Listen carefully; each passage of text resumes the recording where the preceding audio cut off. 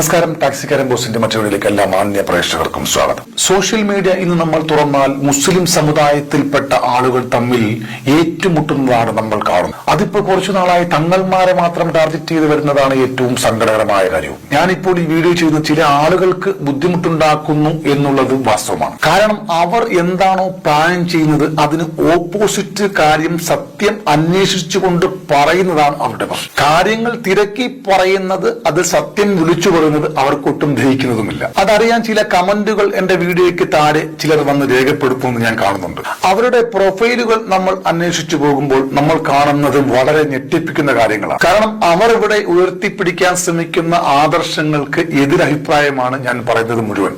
അതാണ് അവരുടെയും പ്രശ്നം. അതുകൊണ്ടാണ് അവരിങ്ങനെ വന്ന് കമന്റ് അടിക്കുന്നത് എന്നുള്ളതാണ് ഞാൻ മനസ്സിലാക്കിയത്. കഴിഞ്ഞ എന്റെ വീഡിയോയിലും ഈ വീഡിയോയിലും ഞാൻ വിമർശിക്കുന്ന ആളുകളുമായിട്ടോ അല്ലെങ്കിൽ ഞാൻ സത്യം വിളിച്ചു പറയുന്ന ആളുകളുമായിട്ടോ എനിക്ക് യാതൊരു പരിചയവും ഇല്ല. നേരിട്ട് ഞാൻ അവരെ കണ്ടിട്ടുമില്ല. ഇവരുടെ വീഡിയോകൾ ഞാൻ സോഷ്യൽ മീഡിയയിലൂടെ കണ്ടതിന് ശേഷം അവരുടെ വിളവുകളാണ് ഞാൻ ഇവിടെ പ്രതിപാദിക്കുന്നത്. അപ്പൊ ഈ വീഡിയോയുടെ അടിയിൽ വന്ന് കമന്റ് ഇടുന്ന ആളുകൾ ചോദിക്കുന്നത് എത്ര കിട്ടി, നിനക്ക് എത്ര തന്നു എന്നൊക്കെ. ആ കമന്റുകളുടെ ഒന്നും ഒരാവശ്യവും ഇല്ല. കാരണം ഇതൊന്നും എന്റെ കാര്യവുമല്ല, ഞാൻ ചെയ്തിട്ടുമില്ല.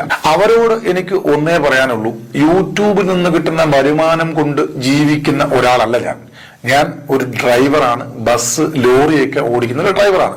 എനിക്ക് ജോലി ചെയ്താണ് ഞാൻ കുടുംബം നോക്കുന്നത് എന്നുള്ള കാര്യം നിങ്ങളെ ഓർമ്മിപ്പിക്കുകയാണ്. ഇനി കാര്യത്തിലേക്ക് കിടക്കാം. കഴിഞ്ഞ വീഡിയോയിൽ ആറ്റക്കോയത്തങ്ങൾക്കെതിരെ വിമർശിച്ച താത്ത, അവരെ കുറിച്ച് ഞാൻ വീഡിയോ ചെയ്തിട്ടുണ്ടായിരുന്നു.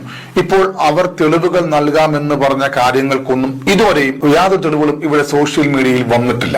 അപ്പം സ്വാഭാവികമായിട്ടും ആ ചാപ്റ്റർ അവിടെ ക്ലോസ് ചെയ്തു. പക്ഷെ അന്ന് വിമർശനം ഉന്നയിച്ച ഒരു ആരോപണം, അന്ന് ഹാമിദ് ആറ്റക്കോയ തങ്ങൾ പറഞ്ഞ ഗൗരവമായ ഒരു കാര്യം ഇവിടെ പ്രതിപാദിക്കുകയാണ്. ഒരു യൂട്യൂബർ എന്റെ കയ്യിൽ നിന്നും പണം വാങ്ങിയെന്നാണ്, 7 ലക്ഷം രൂപ വാങ്ങിയെന്ന്. അന്ന് യഥാർത്ഥത്തിൽ ആരാണ് ഈ യൂട്യൂബർ എന്ന് ഹാമിദ് ആറ്റക്കോയ തങ്ങൾ പറഞ്ഞില്ല.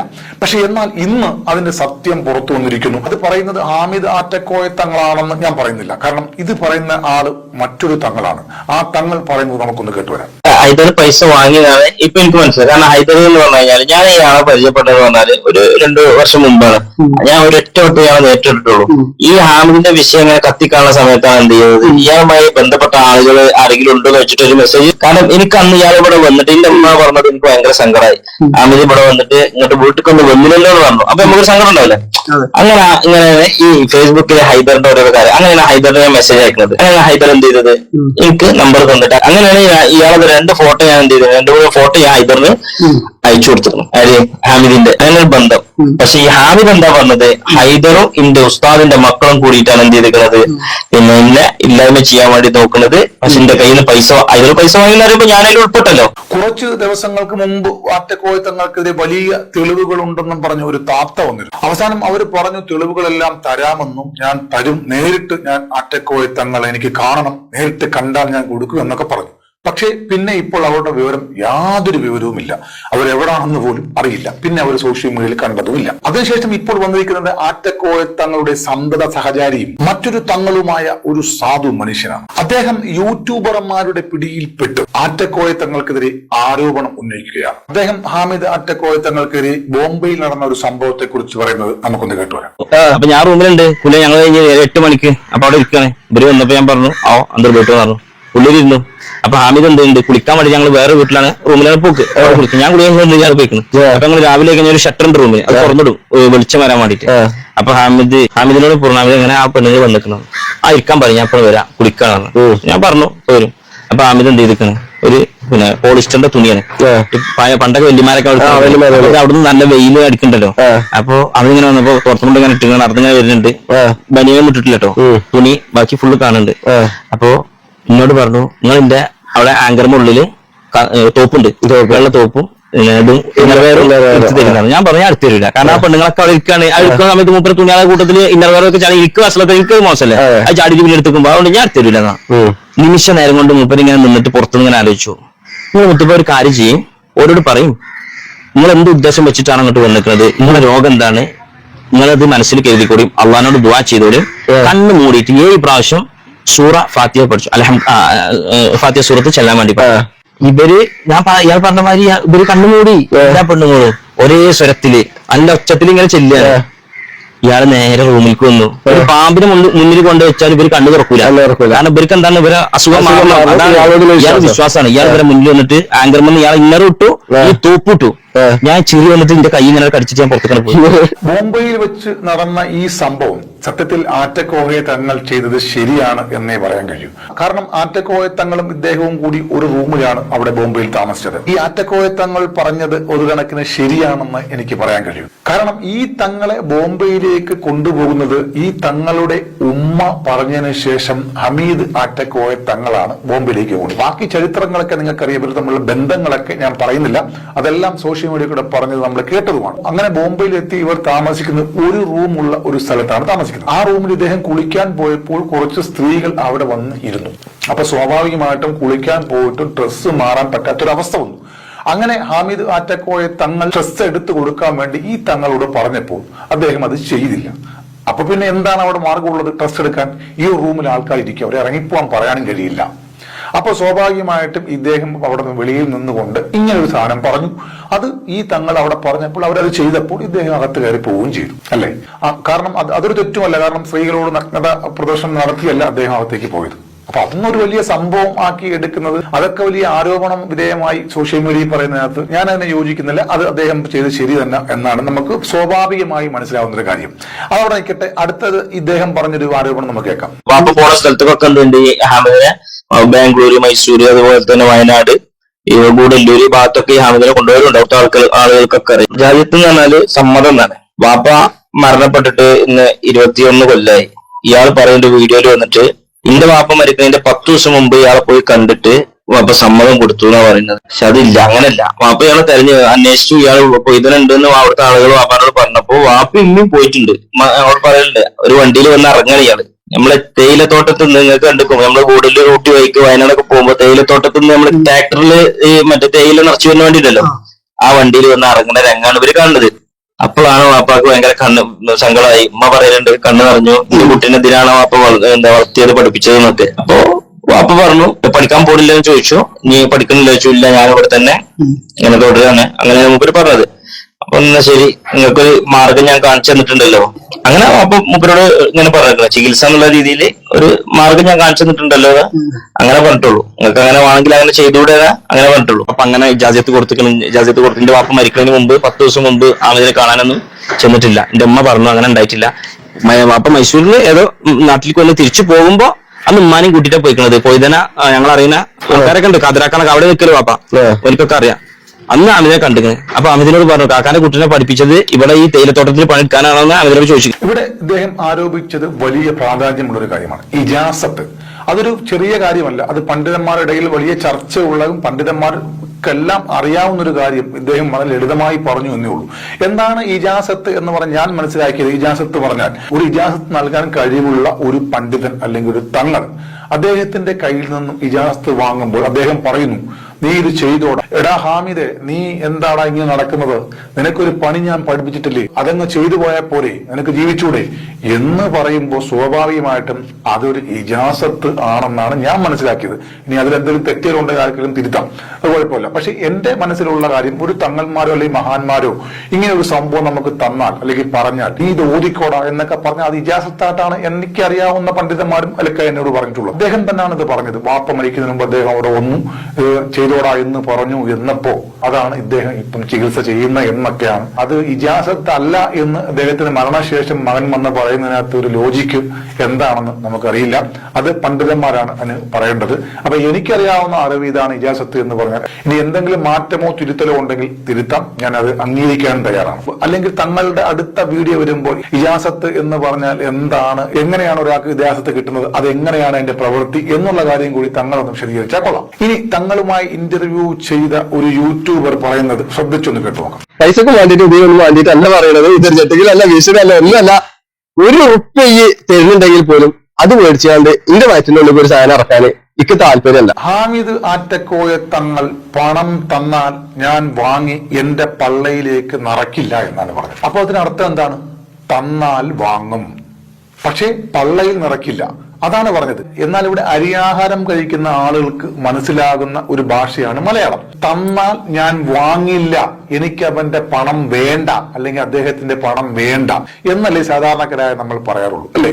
ഇവിടെയാണ് ഒരു ടെക്നിക്ക് വെച്ചിരിക്കുന്നത്. തന്നാൽ വാങ്ങില്ല എന്ന് ഇദ്ദേഹം പറഞ്ഞതുമില്ല. ആ വീഡിയോയിൽ നിങ്ങൾക്ക് ശ്രദ്ധിച്ച് മനസ്സിലാക്കാൻ പറ്റും. അതിനുശേഷം അദ്ദേഹം പറഞ്ഞത് എന്താണ്? എനിക്ക് ഹാമിദ് ആറ്റക്കോയ തങ്ങൾ നേരിട്ട് കാണണം, ഒരുമിച്ച് ഞാനും ഈ തങ്ങളും ഹാമിദ് ആറ്റക്കോയ തങ്ങളും 3 പേരും കൂടി ഇരുന്നൊരു വീഡിയോ ചെയ്യണം. ലൈവായിട്ട് നമുക്ക് വീഡിയോയിൽ ഇരിക്കാം, ലൈവായിട്ട് നമുക്ക് ഇരിക്കാം. ഇനി നിങ്ങളെ സംശയം എന്താ ചെയ്യാം, നമുക്ക് 3 ആൾക്ക് ഒന്നിച്ചിരിക്കാം. 3 ആൾക്ക് ഒന്നിച്ചിരുന്നുകൊണ്ട് കാര്യങ്ങൾ അങ്ങോട്ടും ഇങ്ങോട്ടും പറയാം. അതിലൊന്നും ബുദ്ധിമുട്ടോ കാര്യങ്ങളൊന്നുമില്ല. പിന്നെ പറയാനുള്ളത്, പൈസക്ക് വേണ്ടിയിട്ട് ഇതിനൊന്നും വേണ്ടിയിട്ടല്ല പറയണത്. ഇതൊരു ജട്ടിക്കലല്ല, ഭീഷണിയല്ല, ഒന്നുമല്ല. ഇതാണ് ആഗ്രഹം. പക്ഷെ ഈ 3 വീഡിയോകൾ ഇറങ്ങിയതിനു ശേഷവും ഹാമിദ് ആറ്റക്കോയ തങ്ങൾ ഒരു കാര്യവും അദ്ദേഹം പറഞ്ഞില്ല എന്നുള്ളതാണ് ഇവിടെ ശ്രദ്ധിക്കേണ്ട കാര്യം. പക്ഷേ ഇവിടെ മറ്റൊരു സംഭവം ഉണ്ടായത്, ഈ പണം വാങ്ങിയത് ആരാണെന്ന് പേരെടുത്ത് സാധുവായ ഈ തങ്ങൾ അവിടെ പറയുകയും ചെയ്തു. അത് കേട്ട ഉടനെ ആ യൂട്യൂബർ പറയുന്നത് ഒന്ന് കേട്ടു നോക്കാം. ഹൈദർ പൈസ വാങ്ങി, ശരി, ഇന്നാണ് എനിക്കിത് മനസ്സിലായത്. ഹൈദർ പൈസ വാങ്ങിയിട്ടുണ്ടാവും. എന്റെ ഫോൺ ഹൈദർ എടുക്കണില്ല. ഹൈദർ പൈസ വാങ്ങിയെന്ന് ഞാൻ വിശ്വസിക്കുന്നു. ഇവിടെ ഈ യൂട്യൂബറെ ന്യായീകരിച്ചുകൊണ്ടാണ് അദ്ദേഹം സംസാരിച്ചത്. കാരണം ഇദ്ദേഹവും അയാളും തമ്മിൽ ബന്ധമുണ്ട് എന്നുള്ളത് അദ്ദേഹത്തിന്റെ വായിൽ നിന്ന് വരുന്ന വർത്തമാനത്തിലൂടെ തന്നെ നമുക്ക് വായിച്ചെടുക്കാൻ കഴിയുന്നുണ്ട്. ഈ കാര്യം ഇന്റർവ്യൂവിലിരുന്ന ആ സാധുവായ തങ്ങൾ ശ്രദ്ധിച്ചോ ഇല്ലയോ എന്നുള്ള കാര്യം എനിക്കറിയില്ല. എന്തായാലും ഇന്റർവ്യൂവിലിരുന്ന ആ തങ്ങൾ ഇതൊന്ന് ശ്രദ്ധിച്ചു നോക്കണം. അദ്ദേഹം സത്യം മാത്രമാണ് പറയുന്നത്. അദ്ദേഹം പറയുന്നത് 7 ലക്ഷം രൂപ മേടിച്ച യൂട്യൂബറെ എനിക്കറിയാം. ഇത് കേട്ടപ്പോ തന്നെ ആ യൂട്യൂബറിന്റെ ഏറ്റവും അടുത്ത കൂട്ടുകാരും സഹചാരിയുമായ ആ ആരോപണ വിധേയനായ യൂട്യൂബറെ ന്യായീകരിക്കാൻ വേണ്ടി ശ്രമിക്കുന്നത് എങ്ങനെയാണെന്ന് നമുക്ക് കണ്ടുപോകാം. ഈ പൈസ കൊടുത്തു എന്നുള്ളത് ഇദ്ദേഹത്തിന് ഒരു മോശമാണ്. നമ്മൾ പൈസ വാങ്ങി എന്ന് പറയുന്ന സമയത്ത് ഇദ്ദേഹത്തെക്കാൾ കൂടുതൽ ജനങ്ങൾ ഞങ്ങളെ വിശ്വസിക്കുന്നുണ്ട് എന്നുള്ള ആ ഒരു വിശ്വാസം നഷ്ടപ്പെടുത്താൻ വേണ്ടിയിട്ട് അദ്ദേഹം പല കളികളും. അപ്പോൾ എന്താണ് ഇവരുടെ ഉദ്ദേശമെന്ന് നിങ്ങൾക്ക് മനസ്സിലായി കാണും. അപ്പം നിങ്ങളെന്ന് പ്രേക്ഷകർ തന്നെ എന്താണ് ഉദ്ദേശമെന്ന് നിങ്ങൾ കമന്റ് ചെയ്തു. ഹാമിദ് ആറ്റക്കോയ തങ്ങൾ കുട്ടിക്കാലത്ത് ചെയ്ത കാര്യങ്ങൾ ഇവിടെ കൊണ്ടുവന്ന് സോഷ്യൽ മീഡിയയിലൂടെ പറയുകയല്ല നിങ്ങൾ ചെയ്യേണ്ടത്. അതല്ല അതിന്റെ ഒരു മര്യാദ. ഹാമിദ് ആറ്റക്കോയ തങ്ങൾ 4 കെട്ടിയോ 5 കെട്ടിയോ അതൊന്നും ഇവിടെ ഇപ്പോൾ അറിയേണ്ട ആവശ്യം നമുക്കില്ല. പക്ഷെ ഇവിടെ അറിയേണ്ടത് ഒരു കാര്യമേ ഉള്ളൂ ജനങ്ങൾക്ക്. ഹാമിദ് ആറ്റക്കോയ തങ്ങൾ നടത്തുന്ന സലാത്തു മജ്ലിസിൽ എന്തെങ്കിലും ആരോപണങ്ങളോ അഴിമതിയോ ഉണ്ടോ? ഏതെങ്കിലും നിയമപരമല്ലാത്ത കാര്യങ്ങൾ അവിടെ നടക്കുന്നുണ്ടോ?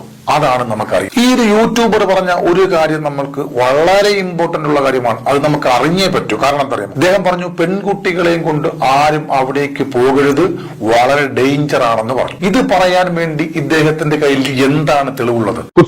പെൺകുട്ടികളെ ഇയാളുടെ അടുത്തേക്ക് കൊണ്ടുപോകുന്നുണ്ട് എന്നുണ്ടെങ്കിൽ അത് നിങ്ങളുടെ കുടുംബത്തിനും നിങ്ങളുടെ കുട്ടിക്കും നല്ലതിനല്ല. അല്ല യൂട്യൂബറെ, താങ്കളുടെ കയ്യിൽ ഈ ഹാമിദ് ആറ്റക്കോയ തങ്ങൾ ഏതെങ്കിലും പീഡന കേസിലോ അല്ലെങ്കിൽ ഏതെങ്കിലും സ്ത്രീകളെ കയറി പിടിച്ചോ അല്ലെങ്കിൽ എന്തെങ്കിലും സ്ത്രീകളോട് മോശമായി പെരുമാറിയോ എന്നുള്ള വിവരം ഉണ്ടോ? അല്ലെങ്കിൽ എവിടെയെങ്കിലും അതിന് നിയമപരമായി ഒരു കേസ് ഉണ്ടോ എന്നുള്ള കാര്യം കൂടി നിങ്ങൾ വ്യക്തം. അല്ലെങ്കിൽ ഇദ്ദേഹം പണം തട്ടിപ്പ് നടത്തുന്നതായിട്ട് എന്തെങ്കിലും കേസോ തെളിവുകളോ നിങ്ങളുടെ ഉണ്ടോ? ഉണ്ടെങ്കിൽ നിങ്ങൾ അതല്ലേ ഇവിടെ പുറത്തു കൊണ്ടുവന്നത്. അല്ലാതെ ഹാമിദ് ആറ്റക്കോയ തങ്ങൾ കുട്ടിക്കാലത്ത് ചെയ്ത കാര്യങ്ങൾ ഇവിടെ കൊണ്ടുവന്ന് പ്രതിപാദിച്ച് സോഷ്യൽ മീഡിയയിൽ കൂടി പറഞ്ഞ് 2ഉം 3ഉം വീഡിയോ ചെയ്ത് റീച്ച് ഉണ്ടാക്കലല്ല നിങ്ങൾ ചെയ്യേണ്ടത്. നിയമപരമായ രീതിയിൽ ആറ്റക്കോയ തങ്ങൾക്കെതിരെ ഏതെങ്കിലും പോലീസ് കേസോ കാര്യങ്ങളോ ഇതിലുണ്ടോ? ഉണ്ടെങ്കിൽ കൊണ്ടുവരൂ.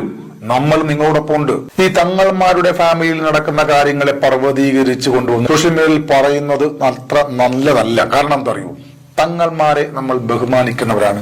തങ്ങൾമാരെ അവരുടെ വഴിക്ക് വിടുക, അവരുടെ വഴിക്ക് പൊക്കോട്ടെ. അവരെ വിമർശിക്കാനുള്ള യോഗ്യതയും പവറൊന്നും നമുക്കാർക്കും ഇല്ല. അവര് നിബിതങ്ങളുടെ പേരക്കുട്ടികളാണ്.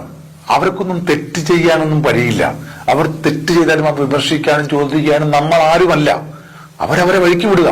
അവരെ കൊണ്ടുവന്ന് സോഷ്യൽ മീഡിയയിൽ കൊണ്ടുവന്ന് അവരുടെ കുടുംബ വിഷയങ്ങൾ കൊണ്ടുവന്ന് പർവ്വതീകരിച്ച് പറയൽ ഉചിതമല്ല. ഇവിടെ യൂട്യൂബറുമായ ഇൻവെസ്റ്റിഗേഷൻ ജേർണലിസം ചെയ്യുന്ന നിങ്ങൾ ചെയ്യേണ്ടത് എന്താണ്? ആറ്റക്കോയ തങ്ങൾ പൊതുജനങ്ങൾക്ക് നിയമവിരുദ്ധമായി എന്തെങ്കിലും ഇവിടെ ചെയ്യുന്നുണ്ടോ? അതിനെ നിങ്ങൾ പുറത്തു കൊണ്ടുവരിക. അതായിരിക്കണം നിങ്ങളുടെ അന്വേഷണാത്മകമായ ജേർണലിസം. ഇനി ഒരു കാര്യം, നിങ്ങൾ പറയുന്ന ആരോപണം അവിടെ പണം വന്ന് കൊടുക്കുന്നത് അവിടെ ആരും കടം കൊടുക്കുകയല്ല, അല്ലെങ്കിൽ അവിടെ ആരെയും തട്ടിപ്പറിക്കുകയല്ല. അതുകൊണ്ട് ഈ നിയമപരമായ തെറ്റുകളൊന്നും ഹാമിദ് ചെയ്യുന്നില്ല അവിടെ. കാരണം പണം കൊണ്ട് കൊടുക്കുന്നു, വാങ്ങുന്നു. കൊടുക്കുന്നവർക്ക് പരാതിയില്ല, പിന്നെ നമുക്കെന്താണ് അവിടെ കാര്യം? അപ്പോ അത് പറയാനുള്ള അവകാശം നമുക്കില്ല. പിന്നെ എന്താണ് നിങ്ങളുടെ പ്രശ്നം? തങ്ങളോടൊരു കാര്യം പറയാനുള്ളത്, തങ്ങൾ അറിഞ്ഞിട്ടുണ്ടോ ഇല്ലെന്നറിയില്ല. സലാത്ത്, ചികിത്സ, സിയാറത്ത് റാത്തീബ്, മൗലൂദ് ഇതൊക്കെ തെറ്റാണെന്ന് പറഞ്ഞ് വീഡിയോ ചെയ്ത് വിമർശിച്ച ഒരാളായ യൂട്യൂബറുടെ കൂടെയാണ് അങ്ങിരുന്നു കൊണ്ട് അങ്ങയുടെ പരമ്പരയിൽപ്പെട്ട ഒരാളെ കുറിച്ച് ഇങ്ങനെ പറയുന്നത്. കേൾക്കുമ്പോൾ വല്ലാത്ത വിഷമം തോന്നും പെങ്ങളെ. തങ്ങളുടെ കൂടെ ഇരിക്കുന്ന ആള് ഔലിയാക്കന്മാർ, പ്രത്യേകിച്ച് ഏർബാടി ശുഹദാക്കളെ കുറിച്ചൊക്കെ വളരെ മോശമായി വീഡിയോ ചെയ്തിട്ടുണ്ട്. ഇദ്ദേഹത്തിന്റെ വീഡിയോ ഒന്ന് പരിശോധിച്ച് നോക്കിയാൽ മനസ്സിലാവും ഇദ്ദേഹത്തിന്റെ നിലപാടെന്താണ്. കാരണം ഞാനിത് ആമിദ് ആറ്റക്കോയ തങ്ങളുടെ ഫ്ലാഷ് ബാക്ക് എടുത്ത് പറഞ്ഞത് കൊണ്ടാണ് ഈ യൂട്യൂബറുടെ ഫ്ലാഷ് ബാക്ക് നമ്മൾ എടുത്ത് പറയേണ്ടി വന്നത്. എല്ലാവർക്കും പഴയ കാലങ്ങൾ എടുത്താൽ മോശം കാണും. എനിക്കും ഉണ്ടാവും, നിങ്ങൾക്കും ഉണ്ടാവും, എല്ലാവർക്കും ഉണ്ടാവും. തെറ്റുകൾ ചെയ്യാത്ത ഒരു മനുഷ്യരും ഉണ്ടാവില്ല. പക്ഷെ ഇപ്പോൾ എങ്ങനെയാണ് അതല്ലേ നമ്മൾ നോക്കേണ്ടത്. നബിതങ്ങൾ പറഞ്ഞത് എന്താണ്? ഒരാളുടെ ന്യൂനതകൾ നമ്മൾ മറച്ചു വെച്ചാൽ അള്ളാഹു നമ്മളുടെ ന്യൂനതകളും മറച്ചു വെക്കുന്നല്ലേ. അപ്പോ പിന്നെ എന്തിനാണ് ഒരാളുടെ പിറകെ ഇങ്ങനെ നടക്കുന്നത്? അല്ലെങ്കിൽ എന്തെങ്കിലും അടിസ്ഥാനമായ തെളിവുകൾ വേണം. ഇത് ഹാമിദ് ആറ്റക്കോയ തങ്ങൾ എന്നൊരു ബ്രാൻഡ് നെയിം വന്നപ്പോൾ അദ്ദേഹത്തിന് ഒരുപാട് വ്യൂവേഴ്സും പ്രേക്ഷകരും ഉള്ളപ്പോൾ അദ്ദേഹം യൂട്യൂബിൽ നിന്ന് പണം ഉണ്ടാക്കുന്നു, അല്ലെങ്കിൽ അദ്ദേഹം നാട്ടുകാരിൽ നിന്ന് പണം വാങ്ങുന്നു. അദ്ദേഹം നാട്ടുകാരിൽ നിന്ന് പണം വാങ്ങുന്നത് നമുക്ക് വ്യക്തമായി കാണുന്നു. ഈ യൂട്യൂബർ പറഞ്ഞൊരു കാര്യം എന്ന് പറഞ്ഞാൽ 70 പെൺകുട്ടികളെ കെട്ടിക്കുന്നു, അതുപോലെ എത്തീം മക്കൾക്ക് 4 സെന്റ് വസ്തു വെച്ച് കൊടുക്കുന്നു. ഇതൊക്കെ ചെറിയ കാര്യമാണോ സഹോദര? അത് താങ്കൾക്കോ എന്നെ കൊണ്ട് പറ്റാത്തൊരു കാര്യം അദ്ദേഹം ചെയ്യുന്നില്ലയോ? അപ്പൊ താങ്കൾ പറയുന്ന നാട്ടുകാരെ നിന്ന് പൈസ വാങ്ങിയിട്ട് കൊടുക്കും. അപ്പൊ നമ്മളിങ്ങനെ വന്ന് സംസാരിക്കുമ്പോൾ യൂട്യൂബിൽ നിന്ന് പണം കിട്ടും, നമ്മൾ ആർക്കെങ്കിലും ഇങ്ങനെ വീട് വെച്ച് കൊടുക്കാനോ പെൺകുട്ടികൾ കെട്ടിക്കാനോ നോക്കുന്നുണ്ടോ? എന്നോ ഞാനോ ചെയ്യുന്നുണ്ടോ? ഇല്ലല്ലോ. അപ്പൊ സ്വാഭാവികമായിട്ടും അത് ചെയ്യുന്ന ആള് നമ്മളും പണം വാങ്ങുന്ന യൂട്യൂബിൽ വന്നു ഇതുപോലുള്ള കാര്യം പറഞ്ഞിട്ടല്ലേ അദ്ദേഹം ചെയ്യുന്നത്? അത് തന്നെയല്ലയോ? അദ്ദേഹം സലാത്ത് മജ്ലിസ് നടത്തി പണം വാങ്ങുന്നു, നമ്മൾ യൂട്യൂബിൽ കൂടി ഇങ്ങനെ സംസാരിച്ച് പണം വാങ്ങുന്നു അല്ലേ? അപ്പൊ സ്വാഭാവികമായിട്ട് നമ്മളതിനെ വിമർശിക്കാനുള്ള അവകാശം നമുക്കില്ല. അദ്ദേഹം 70 പെൺകുട്ടികളെ കെട്ടിച്ച് ചെറിയ കാര്യമല്ല. ഒരു പെൺകുട്ടി കെട്ടിക്കാൻ നമുക്ക് ആർക്കും പറ്റുമോ? അപ്പൊ പിന്നെ നമ്മൾ ഇതിനെ വിമർശിക്കുന്ന എന്ത് അടിസ്ഥാനമാണ്? നിങ്ങൾ വിമർശനങ്ങൾ ഉന്നയിക്കുന്ന, ആരോപണങ്ങൾ ഉന്നയിക്കുന്ന കാര്യങ്ങളിലെ തെളിവുകൾ നിങ്ങൾ കൊണ്ടുവരൂ. നിങ്ങളോടൊപ്പം ഞങ്ങൾ എല്ലാവരും ഉണ്ടാകും. പക്ഷേ ഒന്നും കാണുന്നില്ല. കുറച്ചു നാൾ കൊണ്ട് നോക്കൂ ഹാമിദ് ആറ്റക്കോയ തങ്ങൾക്ക് എന്തെങ്കിലും ഉണ്ടോ എന്ന്. ഒന്നും കാണുന്നില്ല. നിങ്ങളിങ്ങനെ പറയുന്നു പോകുന്നു. ഇതാണ് നടന്നുകൊണ്ടിരിക്കുന്നത്. ഒരു കാര്യം നിങ്ങൾ മനസ്സിലാക്കുക, ഈ സ്വലാത്ത് മജ്ലിസിലേക്ക് പോകുന്നത് ആയിരങ്ങളാണ്. അതിൽ നമ്മുടെ സഹോദരിമാരും നമ്മുടെ ഉമ്മമാരുമുണ്ട്. അവർക്ക് എന്തെങ്കിലും ഗുണമുണ്ടായിരിക്കും. അതാണല്ലോ അവർ വീണ്ടും വീണ്ടും പോകുന്നത്. അതാണല്ലോ അദ്ദേഹത്തെ കൈവിടാതെ അവർ ചേർത്ത് പിടിക്കുന്നത്. കാരണം നബി സല്ലല്ലാഹു അലൈഹി വസല്ലമ പഠിപ്പിച്ച സ്വലാത്തല്ലേ അവിടെ ചൊല്ലുന്നത്. കാരണം നബി തങ്ങളുടെ പേരിൽ സ്വലാത്തിൽ ഉള്ളതിന് ഗുണം കിട്ടുമെന്ന് നമ്മളോട് പഠിപ്പിച്ചിട്ടുണ്ടല്ലോ. അപ്പൊ ഞാൻ അതുകൊണ്ട് കൂടുതലൊന്നും പറയുന്നില്ല. ഏതോ ആദർശത്തിന്റെ പേരിൽ എല്ലാം തകർക്കാൻ ശ്രമിക്കുന്നവരുടെ കൂടെ തങ്ങൾമാർ ഒരിക്കലും പെടരുത് എന്നുള്ള ഒറ്റ വാശി കൊണ്ടാണ് ഈ വീഡിയോ നിങ്ങൾക്ക് വേണ്ടി ചെയ്തത്. തീർച്ചയായിട്ടും വീണ്ടും വീഡിയോ ചെയ്യേണ്ടി വന്നാൽ വരും. ഇനി എന്തെങ്കിലും ഈ യൂട്യൂബർമാരായ സുഹൃത്തുക്കൾ തെളിവുകൾ, ആറ്റക്കോയ്ക്കെതിരെ ശക്തമായ തെളിവുകൾ, നിയമലംഘനങ്ങൾ കൊണ്ടുവന്നാൽ ഉറപ്പായും ഹമീദ് ആറ്റക്കോയ തങ്ങൾക്കെതിരെ നമ്മൾ പ്രതികരിക്കുകയും ചെയ്യും. അപ്പൊ അടുത്ത വീഡിയോയിൽ കാണുന്നവരെല്ലാവർക്കും നന്ദി, നമസ്കാരം.